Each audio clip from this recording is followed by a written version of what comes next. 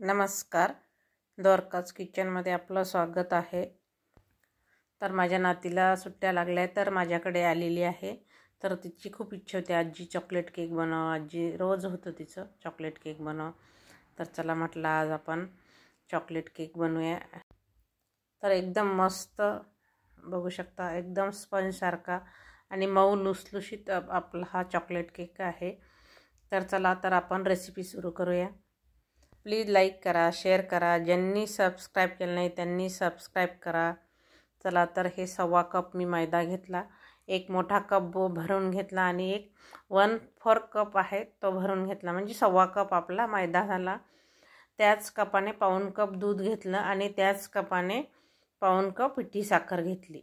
आता हे आपण छान मिक्स करून घेऊया। प्रमाण अगदी योग्य, आपले जे मेजरमेंटचे जे कप आहे त्याच कपाचा वापर करायचा आहे। आता 1/4 कप मी हे रिफाइंड ऑइल घातलेलं आहे सनफ्लावरचं। हे छान मिक्स करून घेऊया। शेंगदाणा तेल वापरू नका, कारण त्याचा वेगळाच वास लागते। भांडं गरम करायला ठेवलं, इडली पात्र आहे तर त्याच्यामध्ये मीठ टाकून हे मंद गॅसवरती गरम होते भांडं, तोपर्यंत आपण हे छान मिक्स करून घेतलं। मैदा जो चाळून घेतला होता तो पण छान मिक्स करून घेतला, बघू शकता तुम्ही। आणि एकाच डायरेक्शनला छान फिरून घ्यायचं आपल्याला, बघू शकता तुम्ही।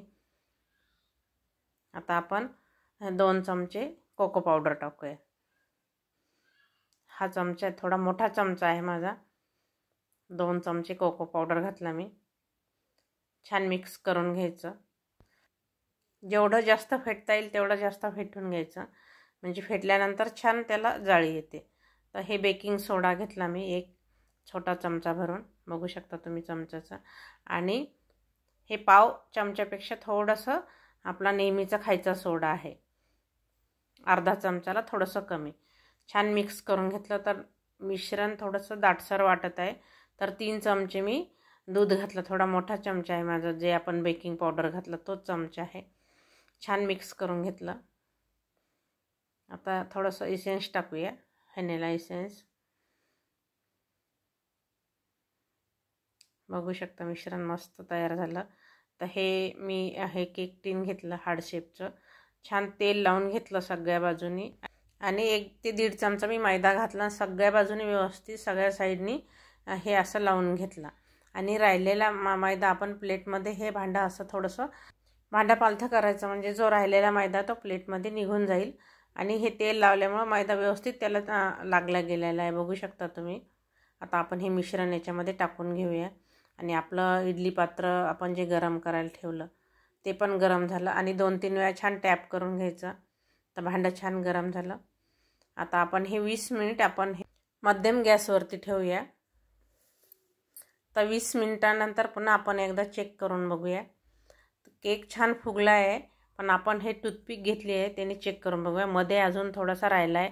पुन्हा 10 मिनिट मी झाकण लावून ठेवलं, पुन्हा 10 मिनिटानंतर आपण चेक करून बघूया। आता तुम्हाला दाखवते मी, झाकण काढलं मी आणि आपण पुन्हा चेक करूया टूथपिकनी। तर एकदम प्लेन निघाले, जरासुद्धा याला चिटकलेलं नाही आहे किंवा लागलेलं नाही आहे। आता गॅस बंद करूया आणि हे भांडं खाली काढून घेतलं मी आणि थोडासा ओलसर कपडा करून मी त्याच्यावरती एक नॅपकिन झाकून ठेवला, एक 10 मिनिट।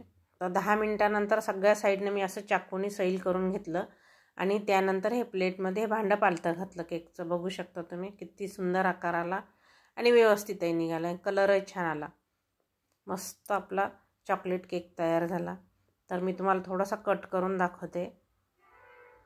तर माझ्या नातीला हा चॉकलेट केक बनवायचा, वरून तिला चॉकलेटचं गार्निशिंग करायचं आहे, बघू शकता। कलर छान आला आणि एकदम मस्त छान मऊ लुसलुशीत असा आपला आणि खूप जाळीदार केक तयार झाला।